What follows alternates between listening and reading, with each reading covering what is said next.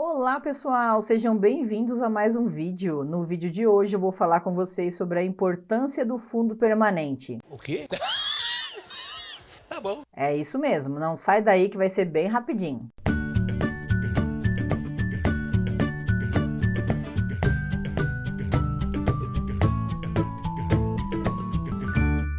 Outro dia eu gravei um vídeo aqui para o canal com o tema decoração atemporal e lá eu falei rapidamente sobre o fundo permanente. Eu vou deixar o card desse vídeo aqui em cima para você ver depois desse vídeo aqui. Mas afinal, o que é o tal do fundo permanente?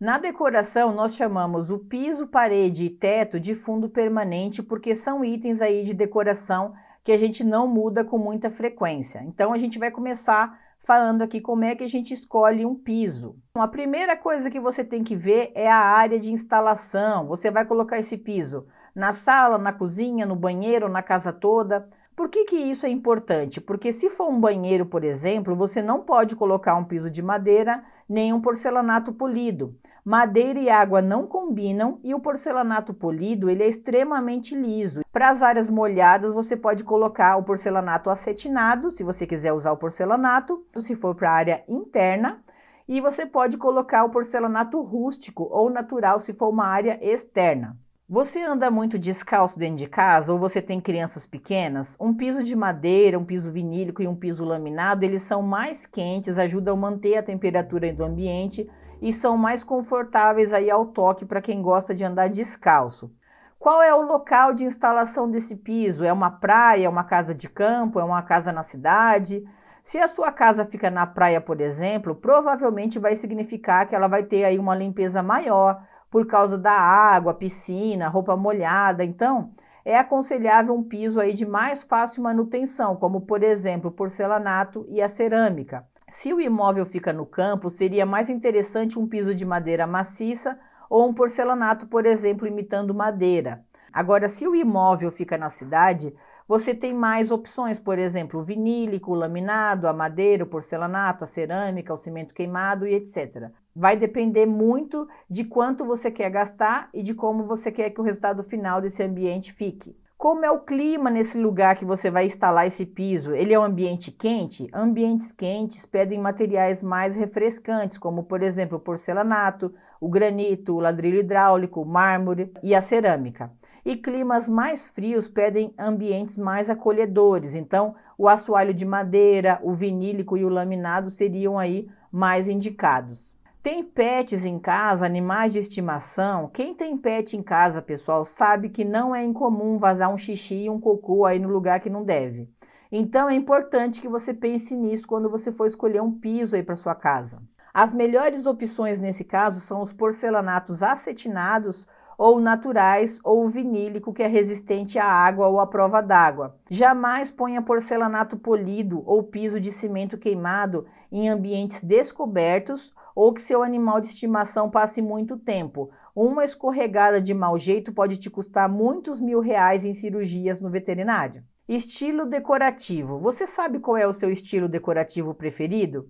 Você gosta de decoração clássica, retrô, industrial, contemporânea ou outro? É importante definir isso antes de escolher o piso. Para ambientes mais clássicos, você pode usar o piso de madeira maciça, por exemplo.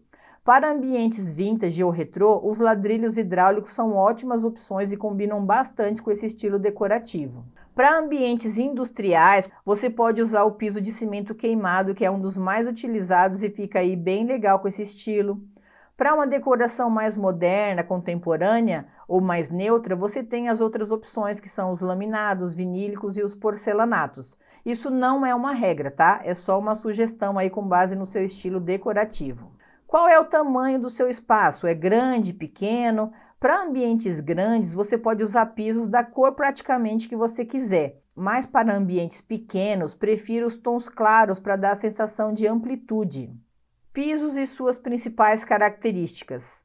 O laminado ele ajuda a manter a temperatura do ambiente, ele é confortável para andar descalço, ele é mais barato do que as outras opções, ele tem uma rápida instalação, ele possui aí diversas estampas e texturas. Uma desvantagem dele é que ele faz bastante barulho quando você caminha aí de salto, às vezes até de chinelo mesmo, e eles não são resistentes à água. A gente está vendo aí uma imagem de um porcelanato polido, mas o porcelanato ele tem aí basicamente 3 acabamentos, o polido, o acetinado e o natural ou externo. Eles são muito resistentes aos riscos, manchas, impactos. Eles são fáceis de limpar, com exceção do externo, que geralmente você vai precisar usar uma VAP. Eles são muito duráveis, eles são gelados, possuem diversas estampas e formatos, super indicado para áreas molhadas e úmidas, desde que não seja esse daí que a gente está vendo, que é o polido.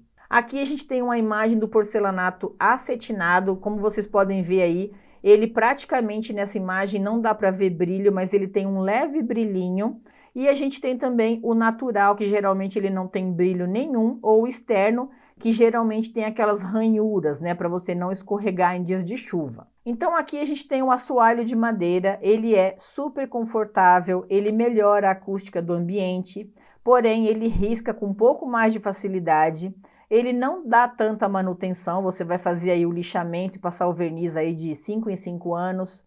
Não pode molhar e ele costuma ser uma das opções mais caras aqui que a gente está falando. Aqui a gente tem um piso de cerâmica, eles também mancham com facilidade, porém eles são duráveis, ele tem um aspecto assim mais geladinho, não tanto quanto o porcelanato, mas ele é mais geladinho. Ele também é fácil de limpar, com exceção para os externos, que também precisam ser lavados com uma VAP. Eles são indicados aí para áreas internas e externas também. Se for externa, tem que ter aquela ranhurinha. E ele geralmente é mais barato, porém menos resistente aí no geral. A gente está vendo aqui o acabamento de cimento queimado. Ele pode ser feito aí tanto na parede quanto no piso. No piso ele escorrega muito se ele estiver em área aberta, então ele não é recomendado para casas onde tem crianças, idosos e pets. Ele possui um visual mais industrial e se ele não for feito adequadamente, ele pode rachar, o que acaba te dando aí bastante transtorno, porque você vai ter que ou cobrir ou vai ter que refazer todo esse piso. O piso vinílico ele é feito aí basicamente de PVC, são peças bem flexíveis, são resistentes à água, elas podem ser colocadas piso sobre piso sem sujeira, possuem diversos tamanhos e diversas estampas e são muito duráveis. Hoje em dia já existe o vinílico 100% à prova d'água, aquele que você pode lavar a cozinha, lavar o banheiro. Com certeza eles são mais caros, mas se você está procurando aí um tipo de acabamento que você possa meter água à vontade, já saiba que tem esse modelo aí no mercado. Aqui a gente está vendo algumas opções de ladrilho hidráulico. Os ladrilhos hidráulicos eles foram moda aí nas décadas de 30 e de 40 e já faz um tempo que eles estão de volta aí no mercado. Eles precisam de cuidado na armazenagem, no assentamento e na manutenção, porque eles são bem porosos, ou seja, eles mancham aí com facilidade. Tem esse nome porque eles são curados embaixo da água. Eles são fabricados artesanalmente em moldes de ferro, com cimento branco, quartzo, pó de pedra e outros componentes, e eles são coloridos artificialmente. A espessura das peças varia aí de 2 a 3 centímetros, sendo o tamanho padrão de 20 por 20 centímetros. Custo-benefício. Se você quiser um piso aí para durar muitos e muitos anos na sua casa, sem preocupação com manutenção, invista aí nos porcelanatos e nos assoalhos de madeira. Eles podem durar aí facilmente de 15 a 20 anos. Parede. Dos 3 fundos permanentes, a parede é o mais fácil da gente mudar. A gente pode pintar, colocar um papel de parede, colocar um revestimento aí, que existem várias opções. Até pouco tempo, a moda era ter textura nas paredes internas e externas. Depois chegou a fase do revestimento 3D de diversos materiais e a gente agora está na fase aí do cimento queimado, como eu falei para vocês agora há pouco, que é um material aí que pode ser colocado aí tanto no piso quanto nas paredes. E a gente também tem as pedras naturais, que nunca saem de moda, seja aí para a área interna ou para a área externa. Dicas. Nas paredes é mais fácil seguir as tendências de decoração porque a maioria delas recebe apenas pintura e apenas uma ou outra recebe aí um revestimento decorativo. Opte pelas cores neutras como cinza, bege, branco, preto e os off-whites da vida. Evite os modismos que darão muito trabalho para trocar ou precisará de mão de obra terceirizada. Sempre que possível, utilize materiais naturais, como pedras naturais, tijolos, etc., para dar aquele destaque nas paredes. Tem vários modelos, vários tamanhos, eles não saem da moda e estão sempre à venda para quando você precisar repor, além do que as cores são lindas. Invista em iluminação complementar, como por exemplo as arandelas em pontos estratégicos para dar um efeito aí bem interessante para o seu espaço.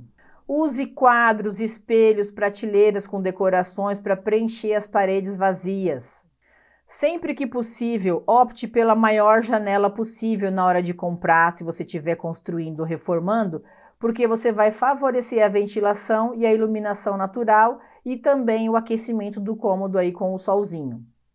Teste as tintas antes de comprar. As cores que você vê no catálogo de tinta não são as mesmas que ficarão na sua casa. A iluminação da sua casa pode mudar a tonalidade da cor, então é importante que você compre os testezinhos. Eu coloquei 2 modelinhos aí para você.